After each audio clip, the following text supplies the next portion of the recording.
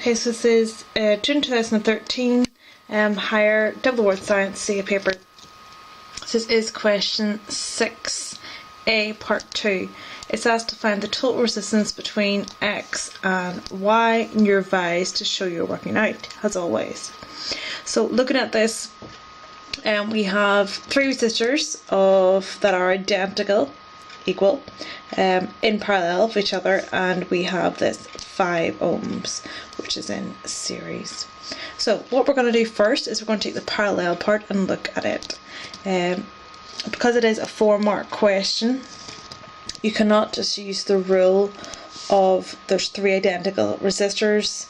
Because they're identical, then we just take a third of one of the resistors. So really we know that the total resistance of this here should work out to be a third of this, so 6 divided by 3 is 2. But we can't just do that because it is a 4-mark question. We have to show we're working out. So looking at the parallel part first, we're going to use our formula. Now remember, if you don't write down your formula, you don't get your marks. So it is 1 over RT equals 1 over R1 plus 1 over R2 plus 1 over R3. R2, R3. So that is equal to 1 over 6 plus 1 over 6 plus 1 over 6. So all of them together we get 1 over RT equals 3 over 6. We don't want 1 over the total resistance, we want the total resistance.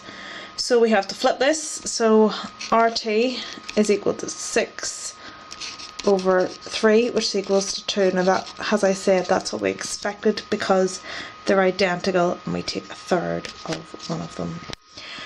But if you wrote in 2, you wouldn't be getting the full marks because it says between points X and Y, and we need to take into consideration this 5.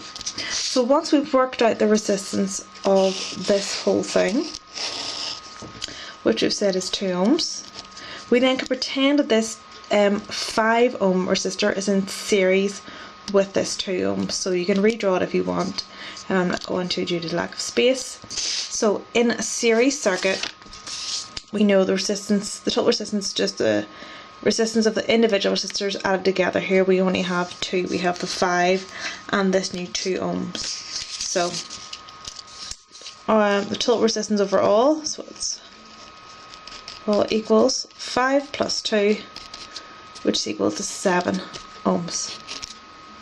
And that's your answer.